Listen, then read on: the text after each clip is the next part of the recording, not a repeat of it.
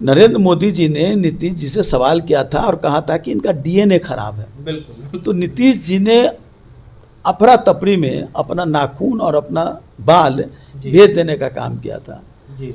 तो नरेंद्र मोदी जी ने उस नाखून और बाल को नागपुर भेज दिया रिसर्च करने के लिए और उसकी जांच करने के लिए। जी। तो नागपुर में जांच होने के बाद पता चला कि ये तो हम ही लोग का गोत्र है, हम ही लोग का डीएनए है। रुपेश की हत्या हो गई। जी। अब उसको कैसे जांच हो रही है, क्या हो रही है, क्या आ रहा है, ये सवाल है। इतने दिन हो गए, स्पष्ट इन लोग अभी तक नहीं आए। उसी तरह से 2 व्यापारियों का अपहरण हुआ, चावल व्यापारियों का, आज तक उसका कोई सुराग नहीं मिला। जी। उसी तरह से सोना का जो जिस तरह से लूट हुआ, जी। जिस तरह से व्यवसायिकों के यहाँ लूट हुआ, अभी तक कोई सुराग नहीं मिला है। संविधान से चलेगा कि संविधान से परे चलेगा।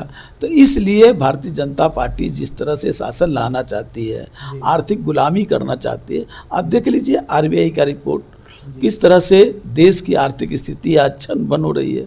सुशासन बाबू अब स्टेपनी बाबू बन गए हैं। स्टेपनी बाबू इसलिए कि चोरी करके, अपहरण करके लोकतंत्र को आ गया शासन में। नमस्कार, आप देख रहे हैं द न्यूज़ बिहार। मैं हूं आशीष पराशर आपके साथ। आज हम जहां मौजूद हैं वहां पर कई सवाल होंगे और इसलिए भी होंगे क्योंकि सत्ता पक्ष की तरफ से जिस तरीके से जनता त्रस्त है और जनता की तरफ से सवाल भी उठाए जा रहे हैं, लगातार नेता प्रतिपक्ष तेजस्वी यादव भी सवाल उठा रहे हैं। इस पर हम आज मौजूद हैं श्याम रजक जी के पास और उनसे मौजूद उनके होने पर हम उनसे सवाल करेंगे, इसलिए क्योंकि ये सवाल पर जवाब जानना ज़रूरी है कि आखिर सत्ता पक्ष की तरफ से जो भी हो रहा है वो क्यों हो रहा है। सबसे पहले आपको स्वागत है आपका न्यूज़ बिहार में। धन्यवाद आपका। सबसे पहला सवाल श्याम रजक जी आपसे कि आपको बड़ी जिम्मेदारी दी गई है राजद की तरफ से, क्या रणनीति है पार्टी को लेकर? देखिए, हमको जो जिम्मेदारी मिली है हम उसका पूरा निर्वाह करेंगे। जी। राष्ट्रीय स्तर पर हमको राष्ट्रीय महासचिव बनाया गया है। मैं जा रहा हूँ बंगाल। जी। बंगाल में फिर मैं जा रहा हूँ वहाँ से गुवाहाटी, जी। फिर त्रिपुरा। तो मेरा एक ही मकसद है कि भारतीय जनता पार्टी के बढ़ते हुए ताकत को नेस्तनाबूद करें और ख़ास करके बंगाल और गुवाहाटी जो हमारा सबसे इम्पोर्टेंट है नॉर्थ ईस्ट का, और बंगाल तो हमारा ये पूर्वांचल का या पूर्वी भारत का एक मजबूत स्तंभ है। तो इस जगह पर भारतीय जनता पार्टी अपने पैर को जमा नहीं पाए। इसको कैसे भी इसको उखाड़ फेंकना है और उसको उखाड़ फेंकने में हमको कहीं भी सहयोग लेना होगा या सहयोग देना होगा, हम उसमें पूरी भागीदार करेंगे। भारतीय जनता पार्टी को उखाड़ फेंकना चाहते हैं आप। आपने कहा कि हम बंगाल जा रहे हैं, भारतीय जनता पार्टी के जो बढ़ते हुए ताकत है उसको ख़त्म करना है। आपको लगता है कि ताकत उनकी बढ़ रही है? निश्चित, जिस तरह से भारतीय जनता पार्टी का जो नारा है या जो उनका उद्देश्य है, भारतीय जनता पार्टी तो एक पॉलिटिकल संस्था है आरएसएस का, मूल है आरएसएस, और आरएसएस जो है वो मनुवादियों के विचारों पर संगठित है। आप देखेंगे आरएसएस का कोई संगठन नहीं है, न उनका कोई कोष का कोई ऑडिट होता है, न उनका कोई संगठन में पदाधिकारियों का कैसे चुनाव होता है, कैसे क्या होता है, इसका कोई लेखा जोखा नहीं है। और वो सिर्फ जो मनुवादी व्यवस्था थी, जो मनु संहिता था, उसी आधार पर आरएसएस का संविधान है। तो उस तरह से जो देश के जो गरीब तबके के लोग हैं, चाहे वो किसी वर्ग किसी वर्ण के हों, खास कर करके जो गरीब हैं, जो दलित हैं, जो उत्पीड़ित है, जो उपेक्षित समाज है, अल्पसंख्यक समाज है, या जो किसान है, जो मजदूर है, जो युवा है, सब लोग प्रताड़ित हैं।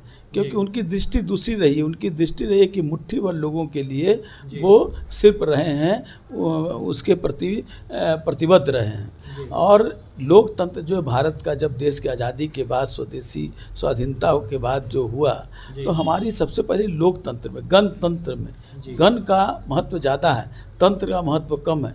लेकिन जो उनका है कि तंत्र को महत्व ज़्यादा देते हैं, गण को बाद में। इसका सीधा साधा उदाहरण है किसान आंदोलन। किसान मर रहा है लगभग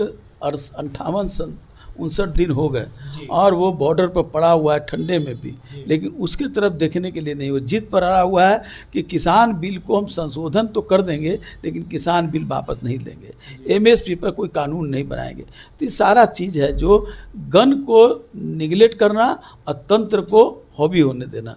आप देख रहे हैं जिस तरह यूपीएससी में ओम बिरला की बेटी को नॉमिनेट के आधार पर कर दिया गया, तो ये क्या है, संविधान से चलेगा कि संविधान से परे चलेगा? तो इसलिए भारतीय जनता पार्टी जिस तरह से शासन लाना चाहती है, आर्थिक गुलामी करना चाहती है, आप देख लीजिए आरबीआई का रिपोर्ट किस तरह से देश की आर्थिक स्थिति आज छन्न बन हो रही है, किस तरह हमारा जीडीपी हमारा घटा है, जिस तरह हमारा रोजगार घटा है, हमारे यहाँ नौकरी नहीं है, हमारे यहाँ व्यावसायिकों के लिए कोई स्थिति नहीं है, किसान को उनका मूल्य नहीं मिल रहा है। तो ये सारे सवाल हैं। युवा जो है वो पढ़ लिख करके भी रोजगार के तलाश में वो भटक रहे हैं। तो ये सारे सवाल हैं जो भारतीय जनता पार्टी के आने के बाद यहाँ के लोग खड़े हो गए, ख़त्म हो गया है ये सवाल। ये आज यही सवाल सबसे महत्वपूर्ण हो गया है और हम देश के नागरिक हैं कि नहीं, ये आज सवाल हो गया है, क्योंकि देश कोई मानचित्र नहीं है, देश लोगों के दिलों का जुड़ा हुआ हिंदुस्तान है, ये भारत है। और जब दिल टूटेगा तो देश टूटेगा। और आज किसान का दिल टूट रहा है, अल्पसंख्यक का दिल टूट रहा है, दलितों का दिल टूट रहा है, युवाओं का दिल टूट रहा है, मजदूरों का दिल टूट रहा है, यहाँ तक कि बुद्धिजीवियों का दिल टूट रहा है। जो लोकतंत्र का चारों स्तंभ है उसमें एक मीडिया है, उसका भी दिल टूट रहा है। तो दिल टूटेगा तो देश टूटेगा। और ये देश को बनाया गया बड़ी मेहनत से। ये देश क्या थी पहले, कई 100 रियासतें थी, रियासत को इकट्ठा कर करके भारत बना था। आज फिर से अलग अलग रियासत बनाने की गुप्त एजेंडा के तहत ये किया जा रहा है, तो हम इसके विरोध में। इसीलिए आपने श्याम रजक जी ने बहुत अच्छी बात की है कि गण और तंत्र को बिल्कुल अलग कर दिया गया है। जहाँ तक कि हम बात करेंगे किसान आंदोलन की, तो किसानों लगातार जो है किसान वो अपने मांगों को लेकर सड़क पर हैं, लेकिन सुनवाई नहीं हो रही है। ऐसे में बिहार की अगर बात करें तो बिहार में क्राइम ग्राफ जो है वो लगातार बढ़ता जा रहा है। ऐसे में तेजस्वी यादव ने भी सवाल उठाया है, तेजस्वी यादव ने लगातार सवाल उठा रहे हैं।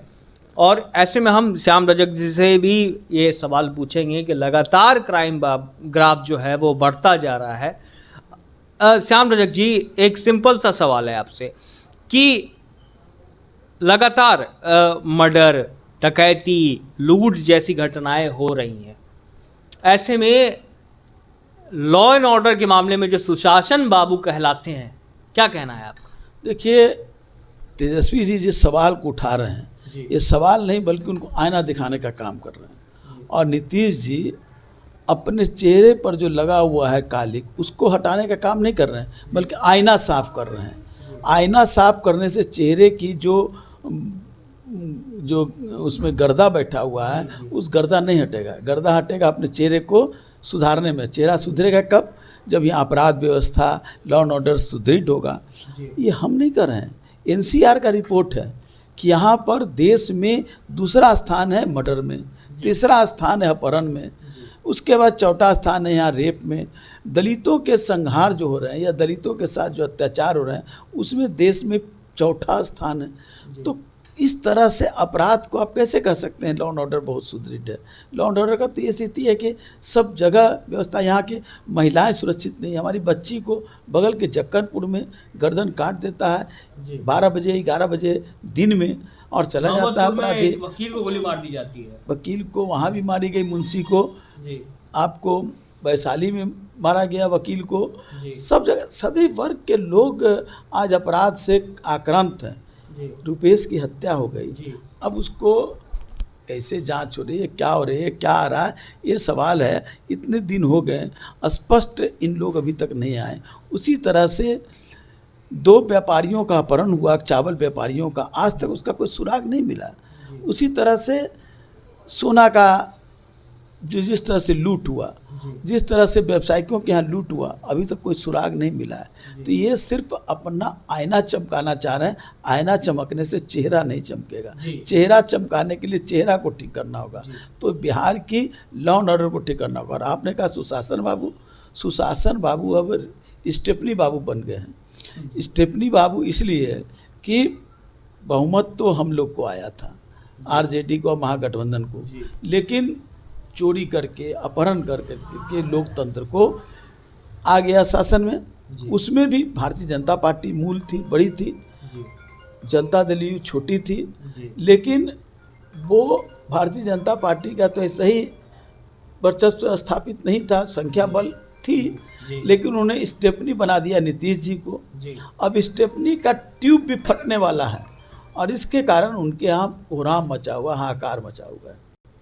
सही बात है। श्याम रजक जी जो कह रहे हैं कि जिस तरीके से अपराध बढ़ रहा है बिहार में, वो बिहार में एक सवाल खड़ा कर रहा है। ऐसे में एक आखिरी सवाल है श्याम रजक जी से कि जो भी राबड़ी आवास के बाहर हुआ, उस पर क्या विचार है श्याम रजक जी के, कि क्योंकि सुरक्षाकर्मी और पुलिस के बीच भिड़ंत हो गई, तो तेजस्वी यादव ने सवाल उठाया था कि आखिर डर है नीतीश कुमार को हमारे लोगों से।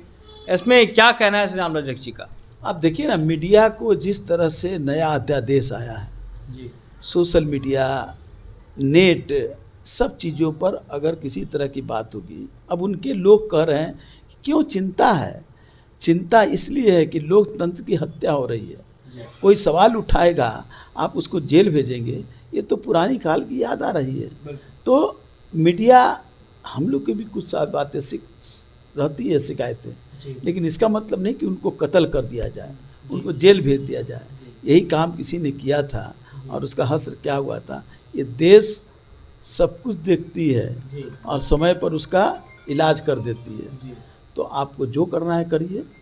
इस तरह से तेजस्वी जी नेता विरोधी पक्ष हैं। जनता आती है अपने सवालों को लेकर के मिलने के लिए, क्योंकि उनका सवालों का समाधान नहीं हो रहा है। क्या श्याम रजक जी कि जिस तरीके से रोका गया राबड़ी आवास के बाहर लोगों से, रहा हूँ कि जिस तरह से नेता प्रतिपक्ष लोग आते हैं अपने शिकायत करने के लिए, अपनी समस्या का समाधान करने के लिए, लेकिन उनको भी रोका जा रहा है। और तेजस्वी यादव जी जब सवाल उठाए तो उनको भय लग रहा है कि अब सवाल क्यों मेरे पर उठा जा रहा है। वो तो कहे ना कि मनुवादी व्यवस्था के लोग। आपको याद होगा, एक प्रसंग में बताना चाहता हूँ।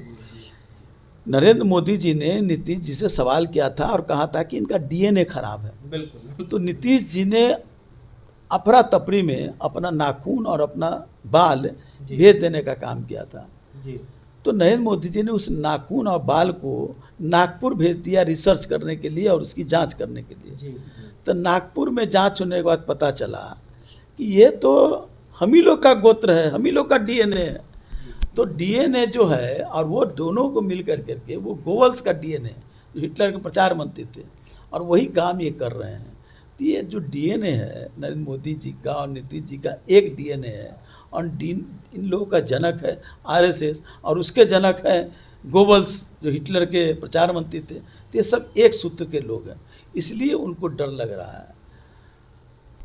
तो श्याम रजक जी का साफ साफ कहना है कि नीतीश जी के सरकार में जो भी अपराध है वो चरम पर है। और ऐसे में आप देखते रहिए न्यूज़ बिहार, और हमारे चैनल को सब्सक्राइब कीजिए लगातार। नमस्कार।